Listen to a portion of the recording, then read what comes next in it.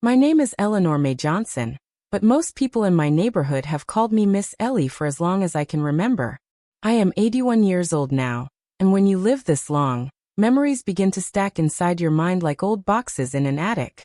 Some of those boxes hold joy, birthday candles, baby laughter, Sunday church songs. But others hold pain so sharp it never dulls, no matter how many years pass. And the memory of the day they took my grandson Marcus is the sharpest of them all. I was born in Montgomery, Alabama, back in 1945. Back then, life was different, especially for people who looked like me. We learned early that fairness didn't always belong to us. We learned to walk carefully, speak politely, and pray quietly, because sometimes surviving was more important than being heard. When my daughter Lorraine was born, I promised myself that her life would be better than mine. And when she had Marcus, well, that promise grew even bigger. I believed that boy would live in a world kinder than the one I knew. Marcus was born on a stormy night in August of 1992. Thunder rolled across the sky like God was beating drums, and lightning lit the hospital room so bright it made shadows dance across the walls. When Lorraine placed that tiny baby into my arms, I felt something deep inside me settle, like purpose. He wrapped his tiny fingers around mine, and right then I whispered, "You gonna be somebody special, baby. Grandma knows it." And Lord help me, I believed that with every piece of my soul. Marcus grew into the sweetest boy you could ever meet. He asked questions about everything. He wanted to know how clocks ticked, how cars moved, how bridges stood tall without falling. Bridges fascinated him more than anything else. I still remember the day he built his first one out of popsicle sticks and glue.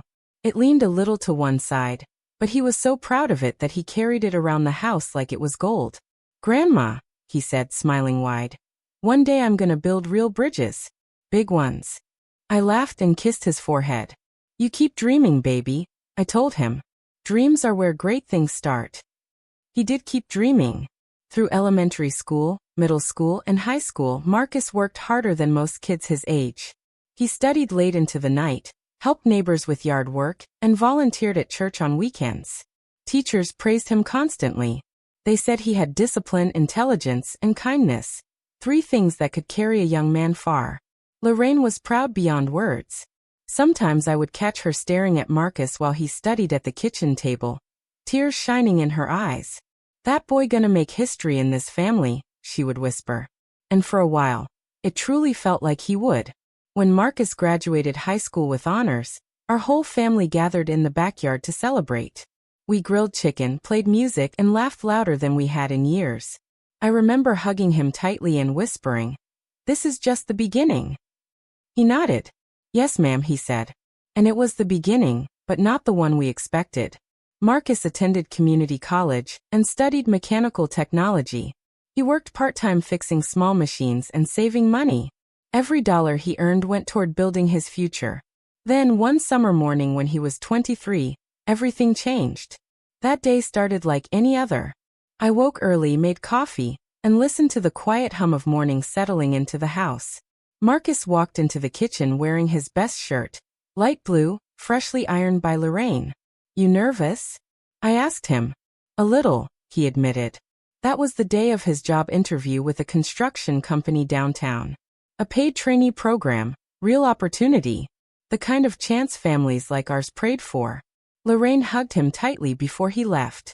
"Go show them who you are," she whispered. Marcus smiled, grabbed his keys, and stepped outside. I stood on the porch watching him drive away, sunlight shining on the hood of his car. "I'll be back before dinner," he called. "Drive safe," I shouted back. I didn't know those would be the last normal words we shared. At exactly 2:17 that afternoon, the phone rang. I picked it up slowly, wiping my hands on my apron. "Hello. This is Officer Daniel Reeves with the Montgomery Police Department," the voice said. My heart skipped. "We have your grandson Marcus Johnson in custody." "In custody?" I repeated. "He has been arrested in connection with an armed robbery." The words made no sense. Not with Marcus's name attached to them. "You got the wrong boy," I whispered. But the officer only repeated the same instructions. "Come to the station." That's when fear truly settled into my bones. When Lorraine arrived home and heard the news, She collapsed into a chair, shaking her head again and again. "No," she kept saying. "Not my son." We drove to the police station together, the silence between us heavier than stone. When we finally saw Marcus sitting behind that glass, wearing an orange jumpsuit, something inside me broke. He pressed his hand against the glass. "I didn't do it," he said. And I believed him. From that moment on, I never stopped believing. But belief alone wasn't enough to save him, because the world had already begun building a case against him. A case made of assumptions, fear, and something darker that people rarely speak about out loud. And that was only the beginning of the nightmare that would steal years from his life and change ours forever. I will never forget Marcus's first court appearance. Not because it was loud or dramatic, but because of how quiet everything felt inside my chest. Like my heart had forgotten how to beat properly. The courtroom smelled like old paper and dust. Wooden benches lined the room, polished smooth by decades of people sitting in fear, hope, and disappointment. Lorraine held my hand tightly as we walked in. Her fingers were cold, trembling, like she was holding onto the edge of a cliff. Marcus entered a few minutes later. He wore chains. Chains around his wrists. Chains around his ankles. I had lived long enough to see history repeat itself in ways I never thought possible. Watching my grandson walk in like that, head slightly lowered, guarded on both sides, felt like being dragged backward in time to years I thought were gone. But when he lifted his eyes and saw us, he straightened his back. That was Marcus. Even in chains, he stood tall. The prosecutor spoke first. A tall white man with sharp features and a voice that carried confidence. The kind of confidence that comes from believing the system is already on your side. He described the robbery like it was a movie scene. A masked man entering a convenience store. A gun pointed at a terrified clerk. Cash stolen from the register. A quick escape into a dark-colored car. Then he said Marcus's name. Clear. Loud. Certain. Marcus Johnson was identified by 2 witnesses leaving the scene, he said. Identified. That word echoed in my head. Witnesses. People who believed they saw him. Or maybe, people who only saw his skin color and filled in the rest. Marcus's lawyer, Mr. Peterson, stood next. He spoke calmly, explaining that Marcus had been on his way home from a job interview. That there was no weapon found in his possession. That there was no stolen money in his car. Facts. Simple facts. But facts don't always win against fear. And fear. Fear has always been a powerful weapon against young black men. The bail hearing lasted less than 20 minutes. 20 minutes to decide whether my grandson would sleep in his own bed or behind iron bars. The judge barely looked at Marcus. Bail is set at $150,000, he announced. Lorraine gasped beside me. We both knew that number might as well have been $1 million. We didn't have that kind of money. Not even close. Marcus would stay in jail. And that was the moment I realized something terrible. The system had already decided who he was. Before a trial. Before evidence. Before truth. Weeks turned into months. Marcus remained locked away while the lawyers prepared for trial. Each visit to the jail chipped away at my heart. The visiting room was cold and smelled like bleach. Thick glass separated us from him, forcing us to speak through crackling phones. "Grandma," he said during one visit, voice low, "they think I did this." I swallowed hard. "They wrong," I told him. Truth always finds its way. But even as I said those words, doubt whispered in the back of my mind. Not doubt in Marcus. Never in Marcus. Doubt in the system. The trial began 6 months later. I wore my best church dress that day. Navy blue with white buttons down the front. Lorraine wore black, her face tight with fear and exhaustion. The courtroom filled quickly. Reporters sat near the back. Strangers filled the benches. Curious faces watching our pain like it was entertainment. Marcus sat beside his lawyer, hands folded tightly. He looked thinner than before. Tired. Older than 23. Too old for his age. The prosecution presented their witnesses.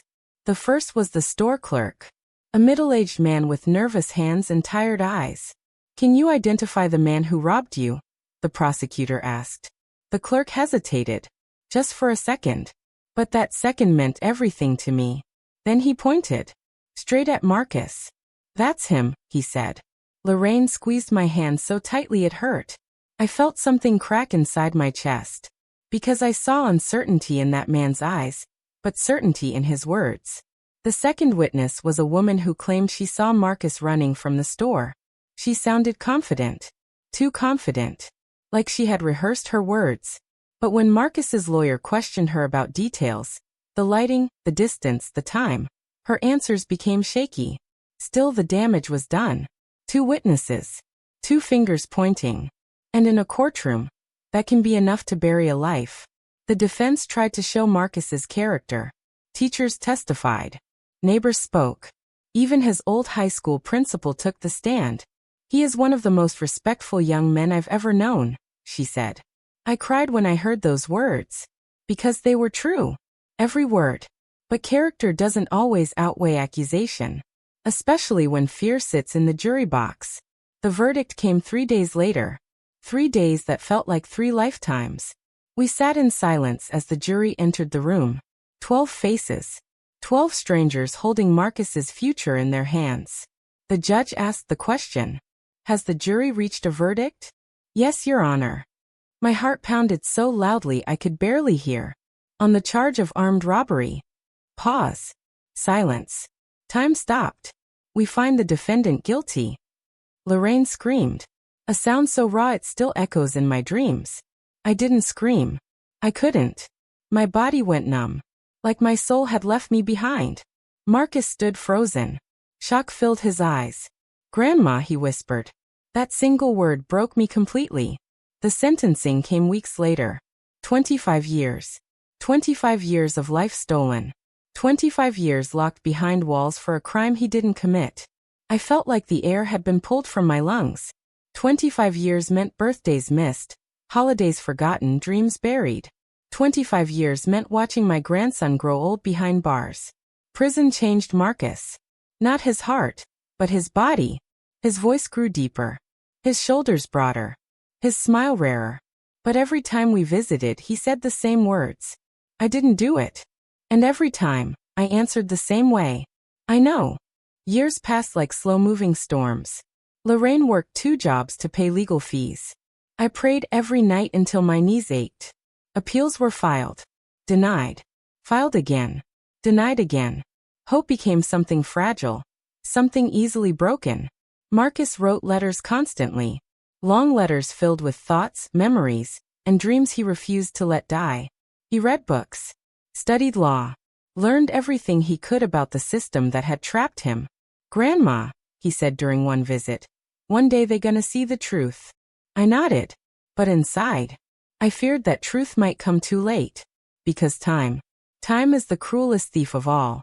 And those years, those long painful years, were years no one could ever give back. But deep inside, beneath exhaustion and grief, a small spark still lived. A spark of hope. A spark that refused to die. Because somewhere out there, the truth was waiting. And one day, it would finally be heard. By the time hope returned to our lives, I was already an old woman in every sense of the word. My hands shook more than they used to. My knees cracked like old wood every time I stood up. My hair, once thick and dark, had turned completely white. But inside my chest lived something that refused to die. Hope. Not loud hope. Not foolish hope. Quiet hope. The kind that survives even after years of disappointment. Marcus had been in prison for 12 years when the miracle finally came. 12 long years. 12 birthdays spent behind bars. 12 Christmas mornings without him sitting at the table. 12 summers where laughter had been replaced by silence. Lorraine aged faster than time itself. She worked until her hands became rough and tired. She slept less and worried more. Some nights I heard her crying in her room, whispering prayers so softly I could barely hear them. Bring my son home, she would whisper. Please just bring my son home. And every night, I prayed beside her. Not fancy prayers. Simple ones. Lord, let truth win. The letter came on a rainy afternoon. I remember the sound of the rain tapping against the windows, steady and heavy, like fingers knocking on a door. I walked slowly to the mailbox, leaning on my cane. My knees hurt more that day than usual. But something in the air felt different. Inside the mailbox sat a thick envelope. Official. Heavy. Important. The return address read, "The Innocence Project." My breath caught in my throat. I had heard about them before, lawyers who help people wrongly convicted of crimes.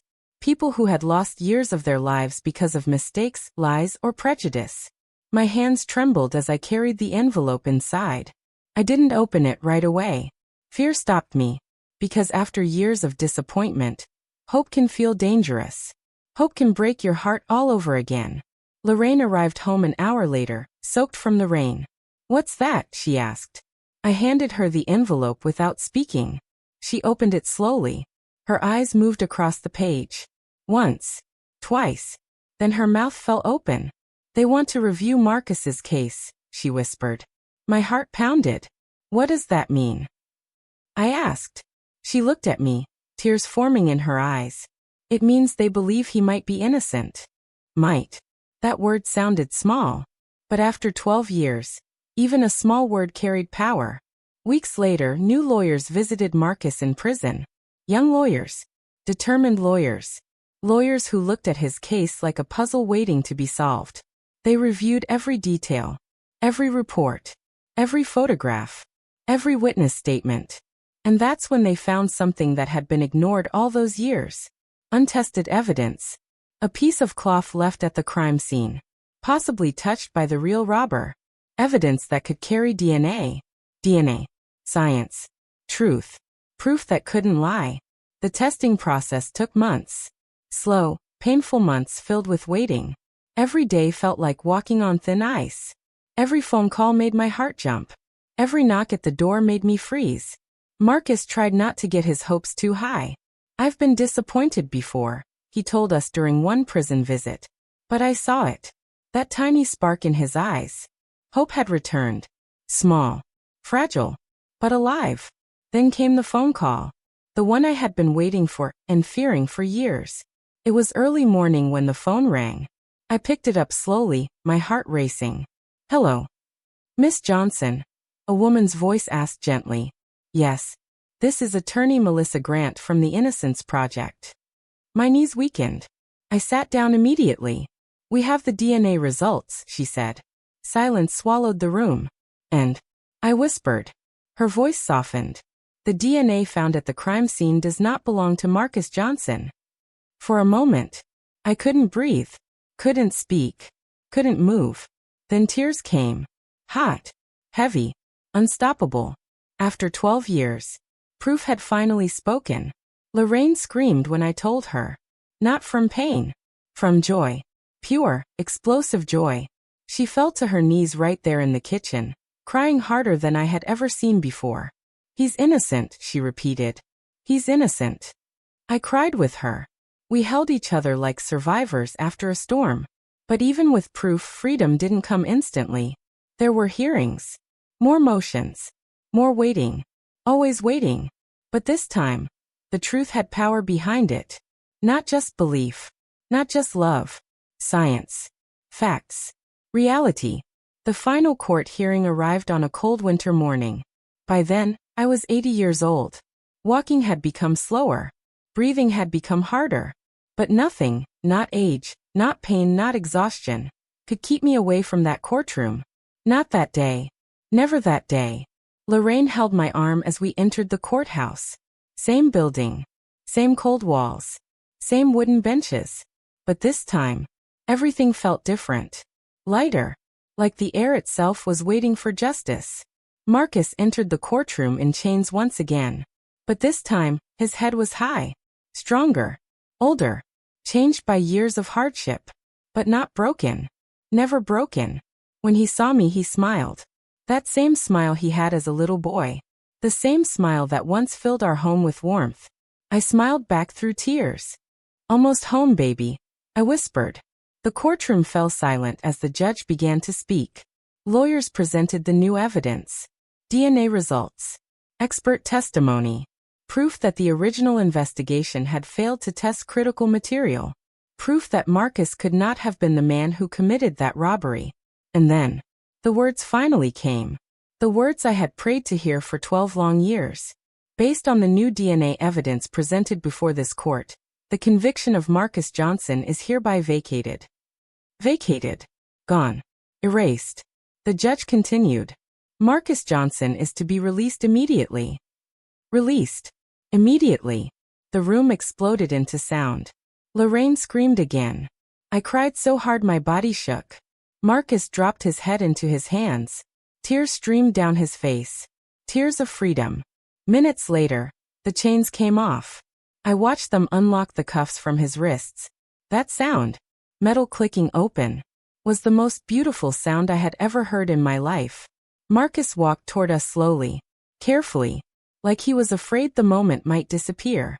Then he reached us, and I wrapped my arms around him, tightly, desperately, like I was holding on to life itself.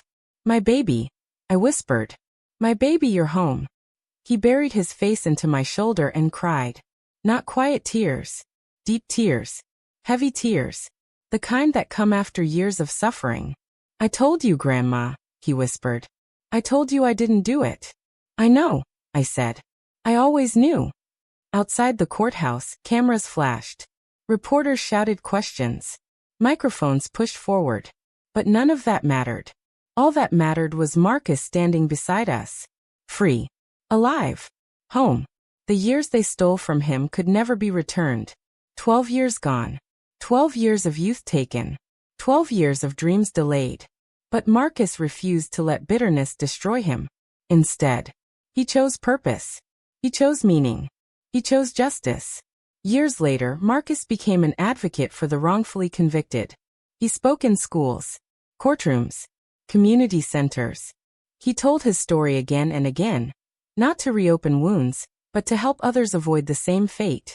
And every time he spoke, he ended with the same words. Never assume guilt because of skin. Never ignore truth because of fear. Justice must belong to everyone.